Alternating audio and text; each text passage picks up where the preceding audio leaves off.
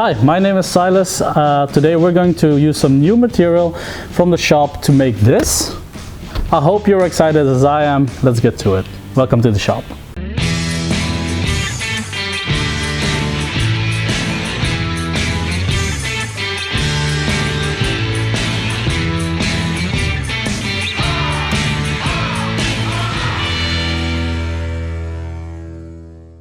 A couple of years ago I cosplayed Maui from the movie Moana, and that's where I turned this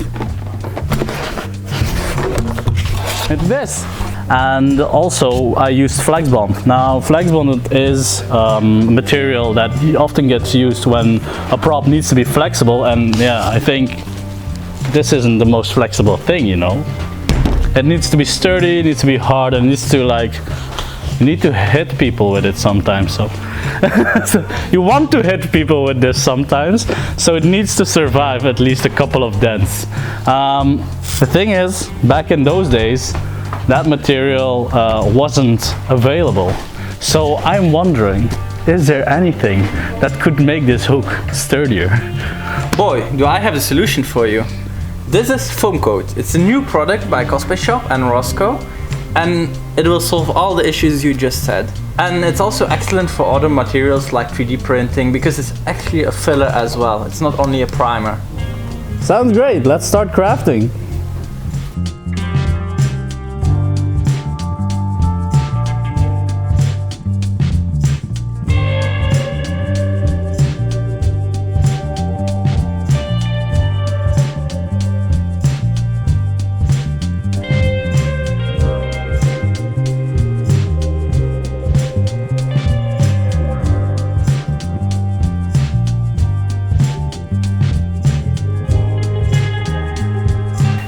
So, while Silas is working very hard on carving, I will tell you some more about foam coats.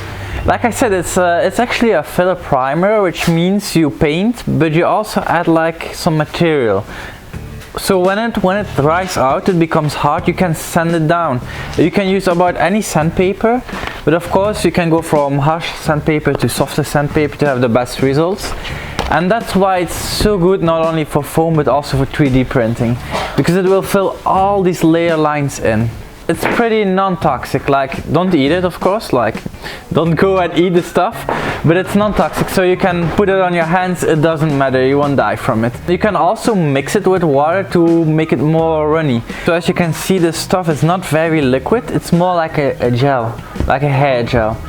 But you can mix it with water to thin it down, and then you can brush it on more easily. But the more you thin it, the more layers you will need. Normally if you don't mix it, you need only one layer, but if you thin it down, I would advise to use 2 layers, or maybe even 3, depending on your prop. The drying time is about 8 hours, but I would just leave it overnight just to be sure. Painting with foam coat is actually quite easy. You can use a brush or a sponge.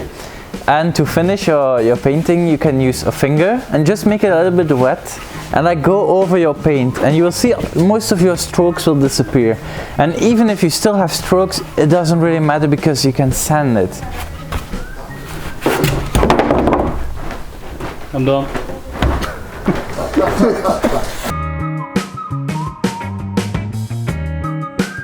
Let's get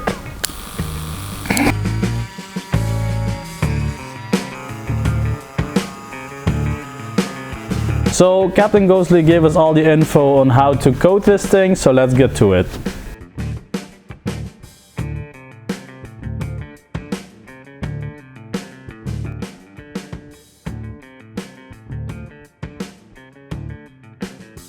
So that's it, just done putting the first layer on the hook. This has to dry now, so we're gonna leave it here overnight, and by the time we get back, we can apply the second layer.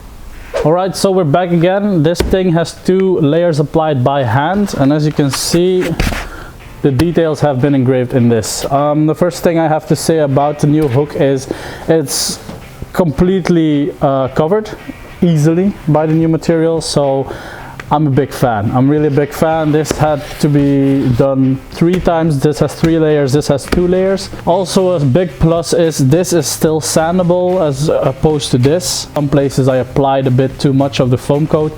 I can just take a small grain of sanding paper and just rub it off.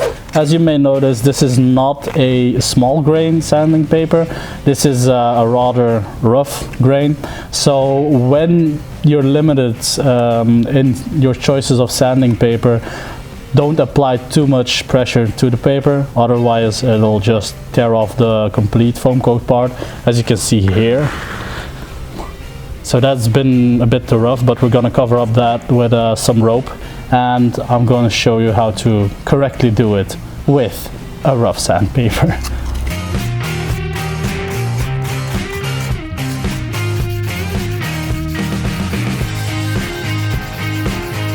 So we're all done.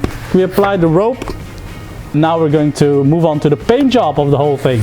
First up, we're gonna do a base layer of just some a lot of white and some brown. And then we're going to do the details in a slightly darker shade of brown.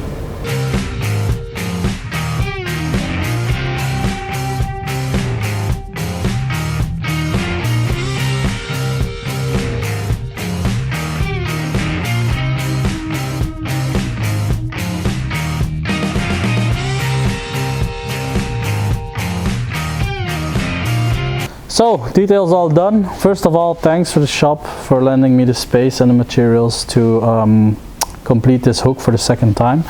And it's been a great experience redoing it with new material. It feels completely different than the first time I did it. It's sturdier, it feels more durable. In conclusion, of course, you can use this for other props. You want to build stage props, lightweight stage props, use FoamCoat. You want to make big and awesome props as well, use FoamCoat. Basically everything that's big, use FoamCoat. If you prefer to work with EVA foam, as many cosplayers do, I think FlexBond will have the upper hand. But if you're a foamsmith like I am and prefer insulation foam, I think FoamCoat will do the trick. So thanks for watching, like and subscribe. I hope you enjoyed this video. And what can I say except you're welcome.